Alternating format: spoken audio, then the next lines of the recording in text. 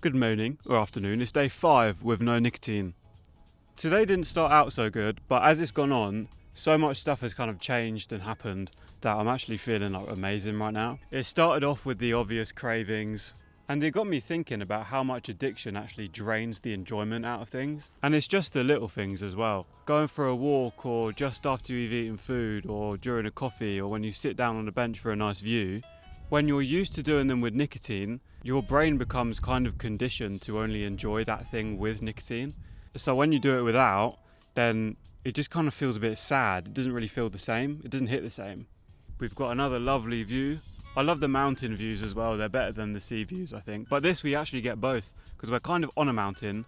We get to see another mountain, and there's also a sea right here. So I think I'm getting a bit of my spark back now. I'm feeling a bit more energetic. I'm not as lethargic anymore. I'm not as tired. That might be because of 2 coffees and a Red Bull, and it also might just be because I've been hiking.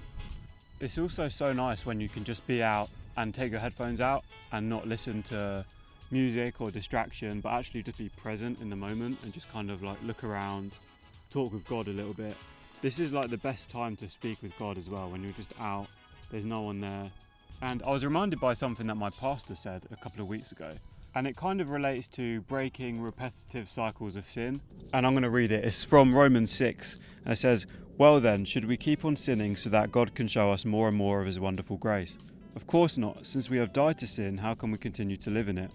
Or have you forgotten that when we were joined with Christ Jesus in baptism, we joined him in his death? For we died and were buried with Christ by baptism.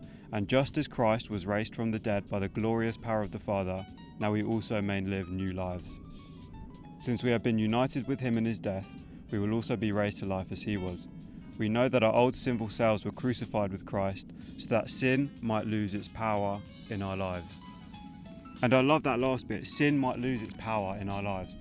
And it just kind of blows my mind that actually sin has lost its power. Like, it no longer controls us. I can just decide not to. And it doesn't mean that we're going to live perfect lives without sin or anything, because we're always going to struggle. But because of what Jesus did, because of who he is, and because of who we are in him, we actually aren't kept down by sin anymore. We can break free from all these things that are holding us down. So yeah, I think that's one of the things that I need to remind myself of constantly, is who I am, that I'm dead to the power of sin, that actually I can just say no to these things. So yeah, I just feel pretty thankful that I have a God who's always supporting me, who wants what's best for me and empowers me to do that thing. Anyway, I think we're going to end on a high note. Today's been pretty good. Thanks again for all the encouragement, all the DMs and the comments. Carry on doing it, and I'm so glad